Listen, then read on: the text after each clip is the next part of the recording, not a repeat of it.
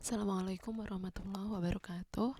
Di pertemuan ke-14, kita belajar tentang solusi sistem persamaan linier, yaitu menggunakan eliminasi Gauss. Nah, secara umum, sistem persamaan linier atas n persamaan dan n variabel adalah sebagai berikut. Ini ya. Nah, sistem persamaan linier ini itu dapat dibuat ke dalam bentuk matriks, yaitu matriks ini ya, AX sama dengan B.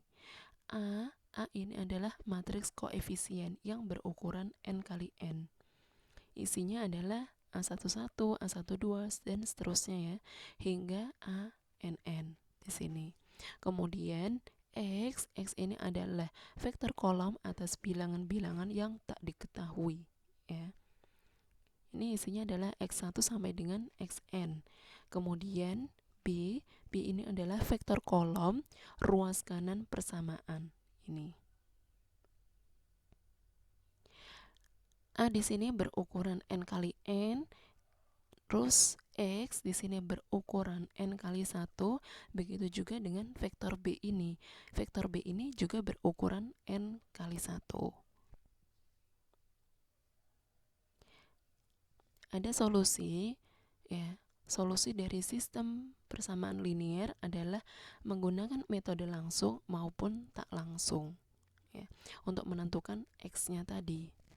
Kalau secara langsung diantaranya adalah menggunakan metode eliminasi, substitusi atau campuran, kemudian inverse, Cramer berarti kita mencari determinannya ya, kemudian eliminasi Gauss dan eliminasi Gauss-Jordan.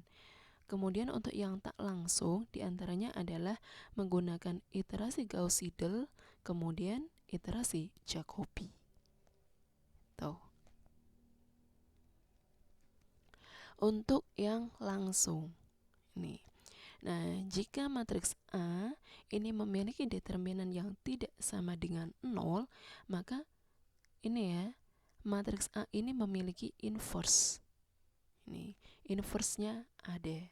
Maka diperolehlah solusinya itu X sama dengan A inverse B. Kelemahannya adalah tidak praktis menyelesaikan sistem persamaan linier menggunakan ini. Kenapa?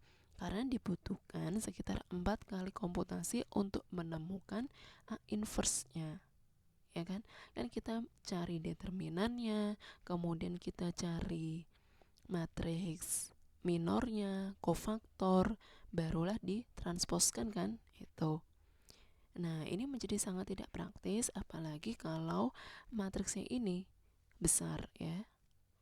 Matriks A-nya ini besar. Nah, selanjutnya ketika kita menggunakan aturan Cramer ini ya, determinan memiliki kelemahan yaitu tidak praktis karena menghitung determinannya sebanyak I plus 1. Plus 1 ini adalah ketika kita menghitung determinan A-nya di sini ya. Gitu. Nah, selanjutnya untuk yang eliminasi Gauss ataupun Gauss-Jordan, itu kelemahannya adalah proses eliminasi itu tidak dapat dilakukan jika pivotnya ini bernilai 0. Nah, jika nilai mutlak dari elemen pivot ini sangat kecil, maka akan menimbulkan perambatan galet dari pembulatan yang sangat besar. Itu. Tetapi tetap ada keuntungan dari metode langsung. Di sini apa? Langkahnya jelas dan hasilnya pasti.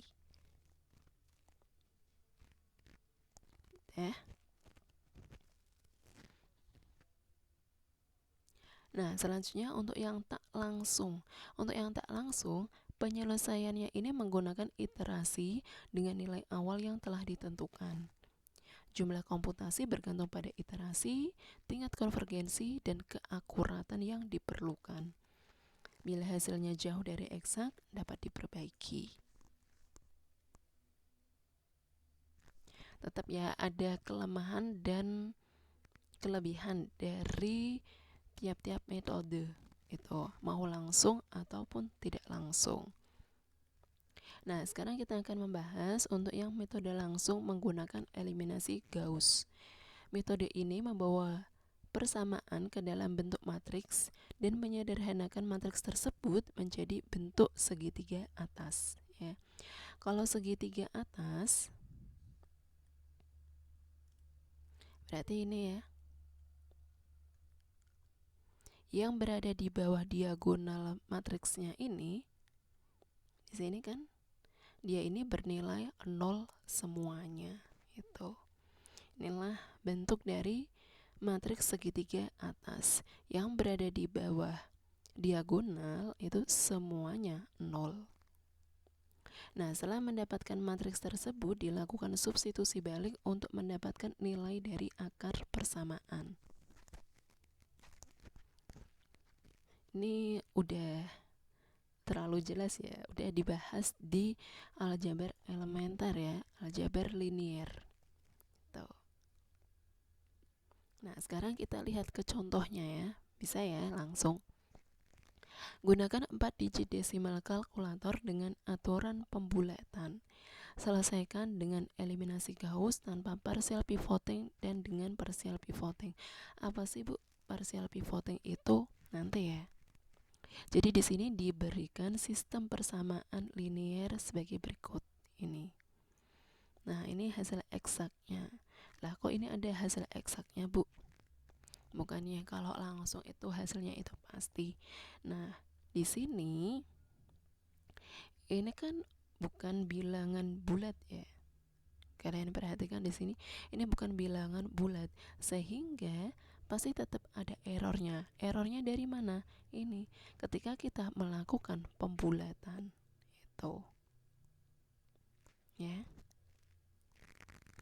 paham ya? Nah, sehingga nanti hasil solusi eksaknya adalah ini. X1 sama dengan 0,2245, X2-nya 0,2814 dan X3-nya itu 0,3279. Tuh. Oke, lanjut. Nah, di sini kita akan cari solusinya tanpa partial pivoting. Jadi seperti biasa ya di sini.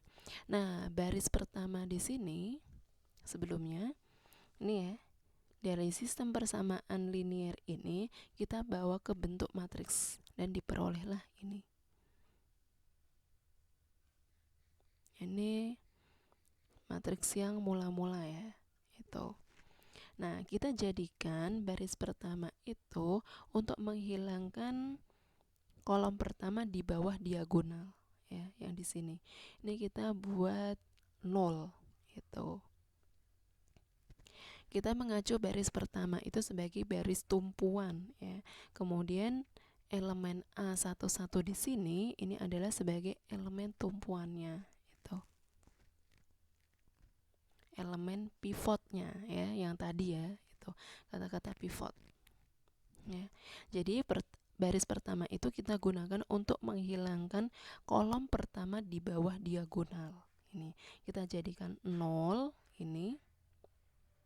Kita mengacu baris pertama sebagai baris tumpuan. Kemudian A11 ini adalah sebagai elemen pivotnya. Itu.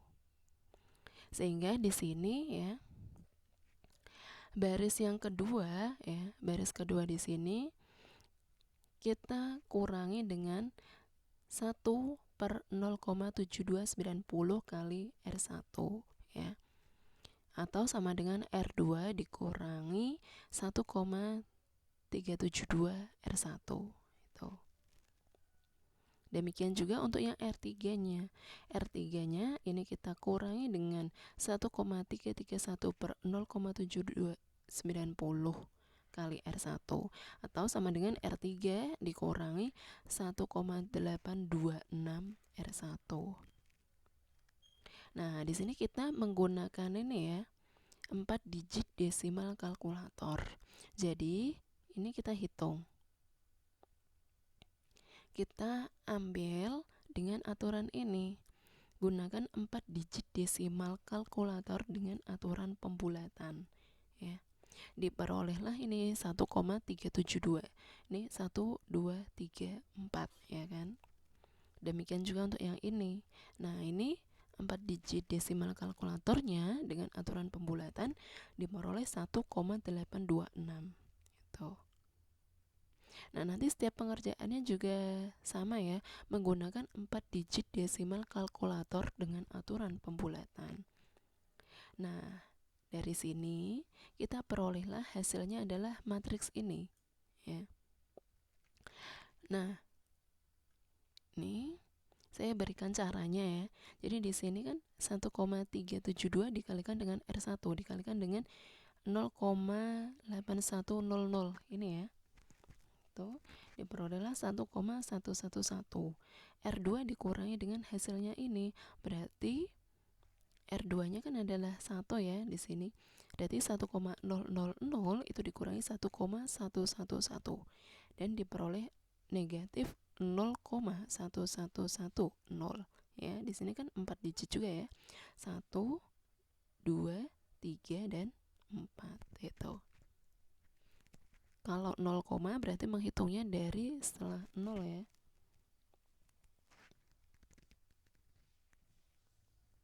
Gitu.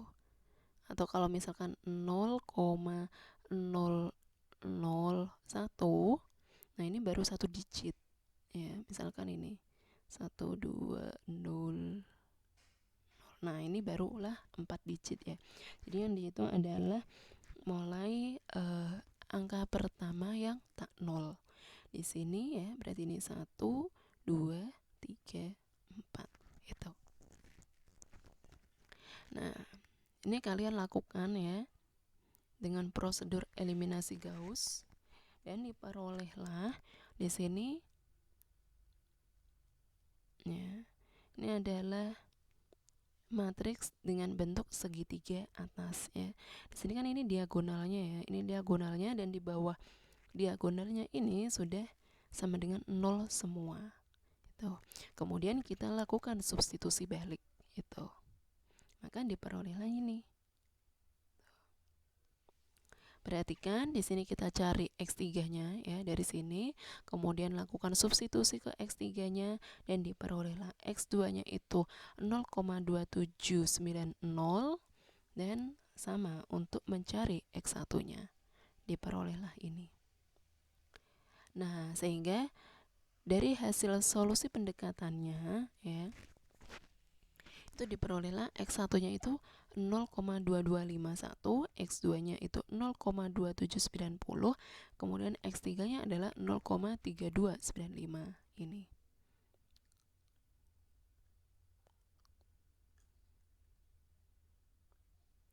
Nah, hasil eksaknya adalah sebagai berikut. Ini kalian perhatikan ya di sini. Ini kalian bisa cari ini error untuk X1, error untuk X2, error untuk X3-nya. Tuh. Jadi di sini errornya itu timbul karena aturan pembulatan ya. Nah, selanjutnya kalau dengan partial pivoting gimana? Eliminasi Gauss dengan ini dibalik aja ini. Partial pivoting. Pivoting partial ya sama sih. Nah, cara memperbaiki solusi eliminasi Gauss yaitu dengan partial pivoting. Partial pivoting itu apa? Idenya adalah menghindari pembagian dengan angka yang relatif kecil, yakni dengan menukar baris. Cari pembagi dengan angka besar itu. Jadi yang jadikan kita pivot ya, itu gantilah dengan angka yang besar itu. Solusinya adalah dengan cara menukar baris. Jadi kalau yang di sini ini ya, untuk yang pertama kali ini kan pivotnya adalah 0,7290 elemen pivotnya itu ini. Terus kemudian elemen pivot yang kedua adalah ini negatif 0,110 itu. Nah, gimana kalau misalkan untuk yang partial pivoting nih. Jadi, nah seharusnya kan ini ya, kan baris pertama itu yang digunakan untuk menghilangkan kolom pertama di bawah 0 ya. Kemudian kan kita mengacu bahwa baris pertama itu sebagai baris pivotnya atau baris tumpuan, kemudian elemen A11-nya itu sebagai elemen pivotnya Tuh. Kalau tanpa pivot, kalau tanpa partial pivoting ya, kalian kan di sini pembaginya adalah 0,7290 ya. Kalau dengan partial pivoting kalian, nah ketika melakukan ini ya, ini ya, di sini kita menggunakan elemen pivotnya adalah 1,331 bukan 0,7290. Jadi ya, karena baris pertama itu sebagai baris pivot, maka kita gantikan R1 ini dengan R3 gitu. Kalian perhatikan di sini ya, nilai yang paling besar yang mana? 1,331 kan dibanding 0,7290 ataupun 1,000 itu. Sehingga kalian tukarkan di sini baris pertama dengan baris ketiga. Tuh. Nah, udah jadi seperti ini. Sehingga kita lanjutkan seperti biasa. Kita hilangkan kolom di bawah diagonal itu mengacu pada baris pertama sebagai baris pivotnya, dan A1-1-nya ini sebagai elemen pivot. Tuh. Maka ini kan R2-nya ini dikurangi dengan 1,000 dibagi 1,331 R1. Tuh. Nah, ini juga sama. Lakukan hal yang sama. Nah, hasil dari ini diperolehlah matriks ini. Gitu. Ini udah jadi ini ya, 0 semuanya. Kemudian kan yang belum jadi 0 adalah ini. Ya. Kan tujuannya kita mau membuat ke segitiga atas. Berarti yang di bawah diagonal itu haruslah 0. Kita akan buat ini 0. Gitu. Yang berada di elemen berapa ini? 32 ya. Itu baris ketiga kolom kedua. A32 ini menjadi 0. Nah, di sini kalian lihat juga ya. Berarti kan harusnya ini ya ini itu dikurangi dengan apa? Ini per ini dikali dengan R2 ya. Harusnya demikian. Gitu. Tapi nah, di sini dia 0,09090. Sementara kalau A32 itu adalah 0,1473. Nah, besaran yang ini kan lakukan hal yang sama seperti ini. Berarti kita tukarkan baris kedua dengan baris ketiga. Gitu. Ya. Dan diperolehlah ini. Kemudian barulah kita operasikan R3 itu dikurangi 0,09090 per 0,1473 dari R2. Dan diperolehlah matriks segitiga atas seperti ini. Tuh. Barulah kita lakukan substitusi balik, diperoleh X3-nya ini ya. Nah, ini gak muat ya. Nah, diperolehlah X3-nya ini, X2-nya ini, dan X1-nya ini. Gitu. Diperolehlah solusi pendekatannya itu ini, sementara hasil eksaknya ini. Bandingkan dengan penyelesaian tanpa partial pivoting. Mana yang lebih akurat? Jadi antara ini ya, antara ini dengan ini. Mana yang lebih dekat dengan hasil eksaknya?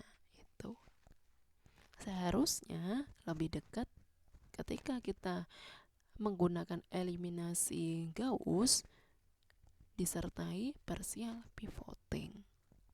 Itu ya. Nah, sekarang kalian lakukan pekerjaan yang sama ya. Ini. Dimana solusi eksaknya adalah ini. Mudah kan? Yang penting teliti saja ya. Itu. Nah, di sini juga saya samakan ya 4 digit desimal kalkulator dengan aturan pembulatan. Tuh. Baik, saya akhiri pertemuan hari ini. Wassalamualaikum warahmatullahi wabarakatuh.